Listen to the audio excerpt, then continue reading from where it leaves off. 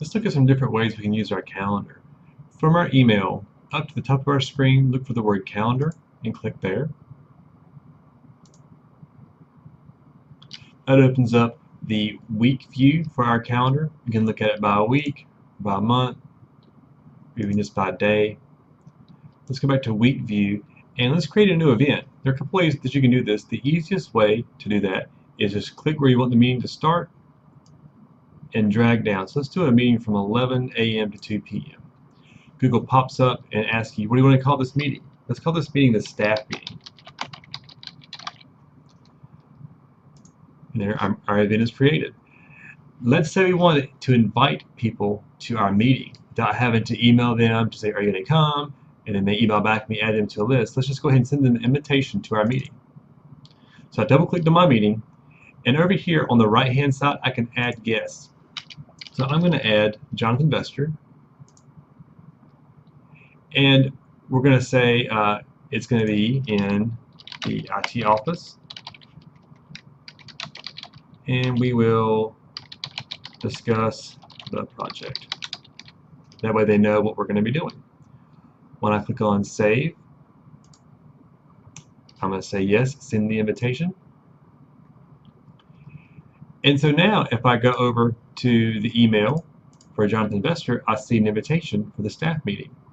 I click on that email and I can choose yes right here, maybe or no, but also I can look down here at the details and see that I have the option to do more options.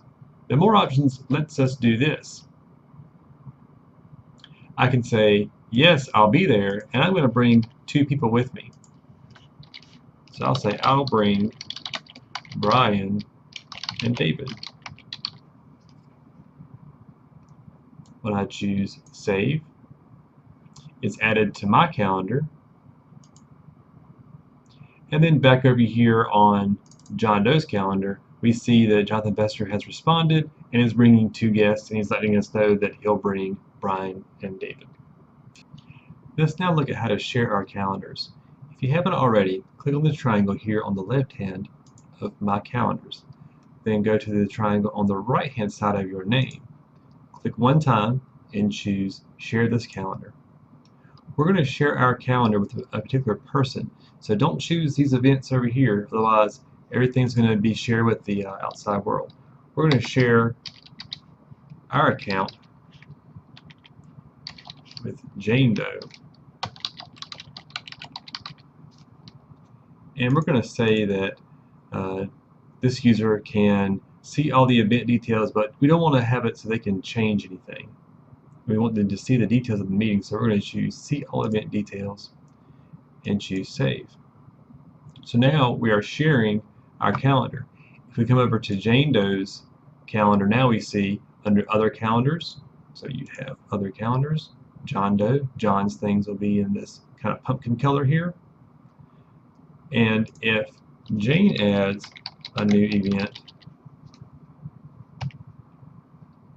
it'll be on her calendar, but it's not on John's calendar. If John adds a new event for Jane, when we come over to Jane's calendar, it just pops up right there.